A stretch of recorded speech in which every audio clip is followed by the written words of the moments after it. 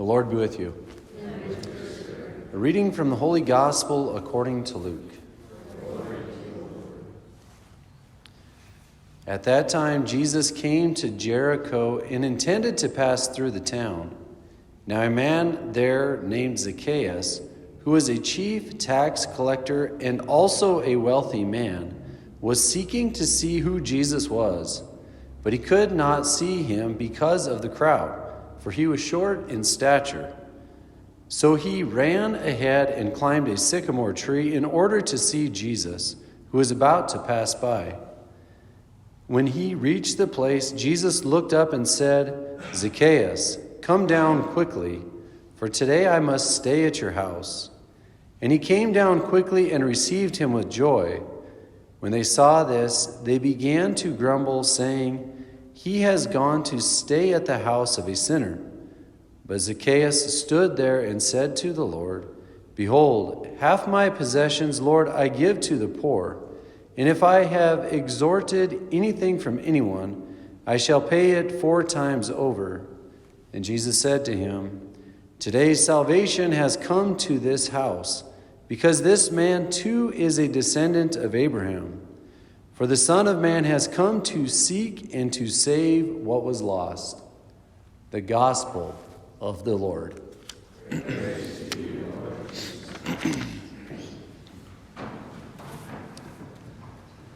So two of my favorite books of Scripture are 1st and 2nd Maccabees. We just heard from 2nd Maccabees in our first reading, and we read from it occasionally, and we've been reading it through it for the last couple of days, but I just love the story in it and the valor that's conveyed in it.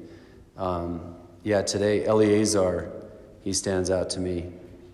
He says, but preferring death to a life of defilement, he spat out the meat and went forward to his own accord to the instrument of torture.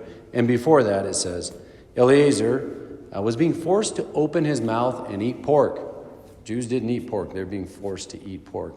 But he died under the conviction of his conscience versus just cave into whatever whims were out in that day.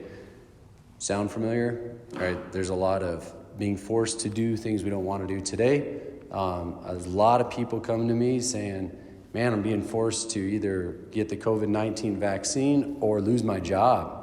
Tough situation. I totally feel for them. And the thing about that vaccine in particular is it's fairly morally neutral. I mean, you can argue both sides of it. But what is not neutral is disobeying our conscience.